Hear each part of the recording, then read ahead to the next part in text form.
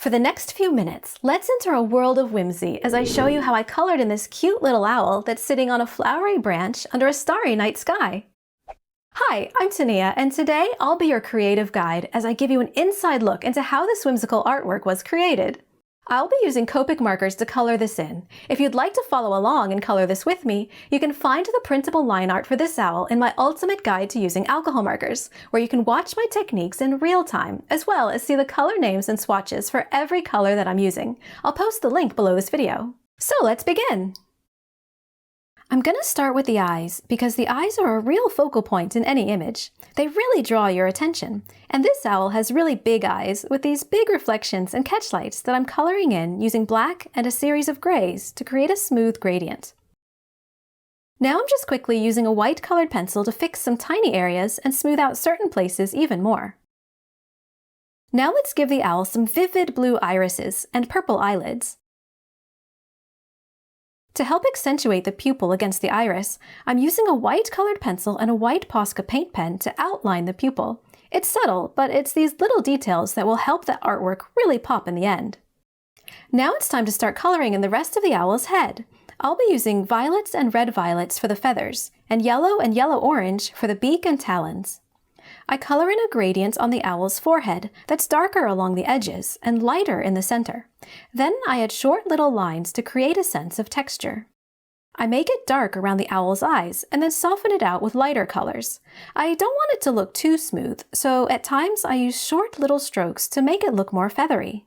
You may have noticed that I left a white blank area at the top of the owl's head, and also a bit of white along the edges. This creates a rim light effect, which will help the owl pop out more from the background.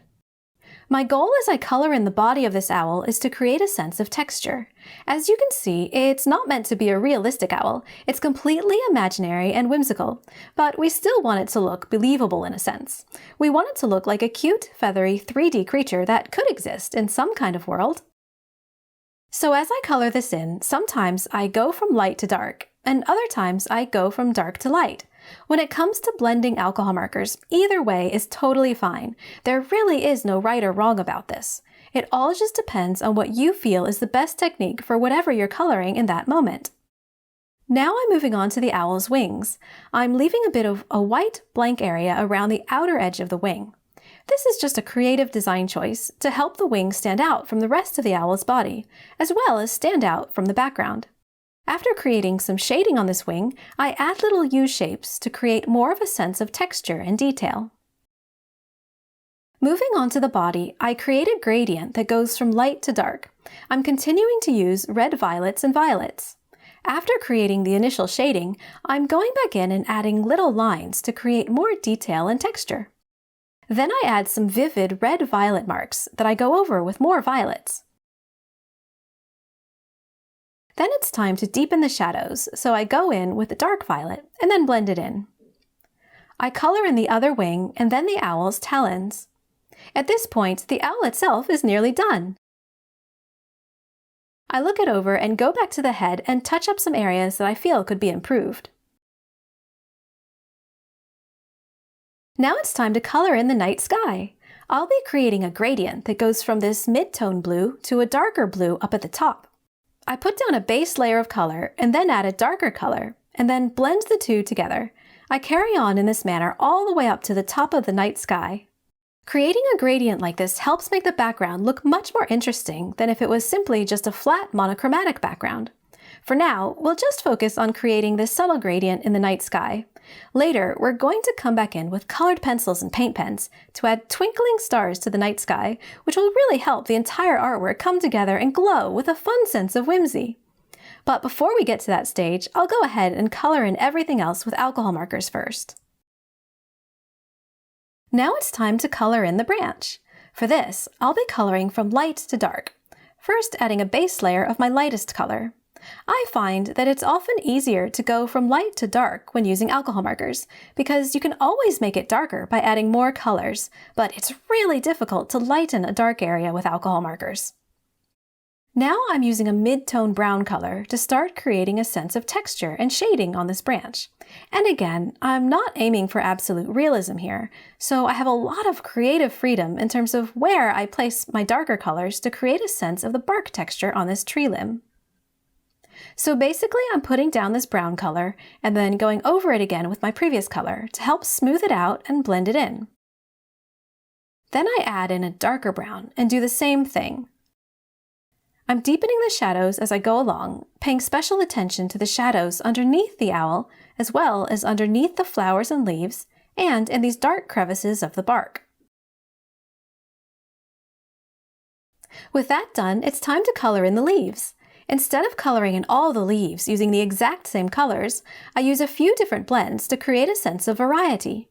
This makes the artwork look much more dynamic and interesting.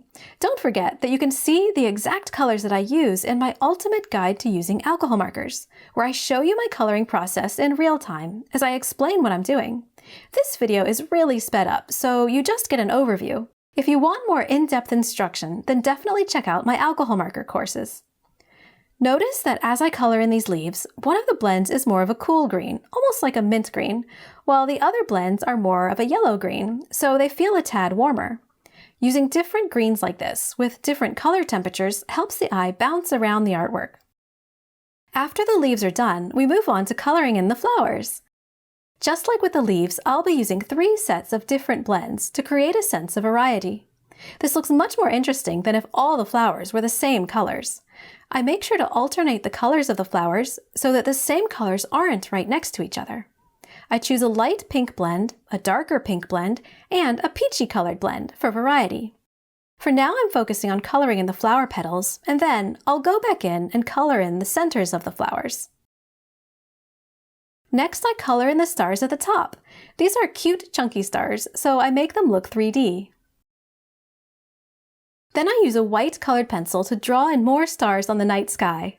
Some are simple dots, while others have little rays. I know I keep saying it a lot in this video, but it's important to create a sense of variety because it would look boring if all the stars and leaves and flowers looked the same. I add more details to the sky using yellow and blue colored pencils.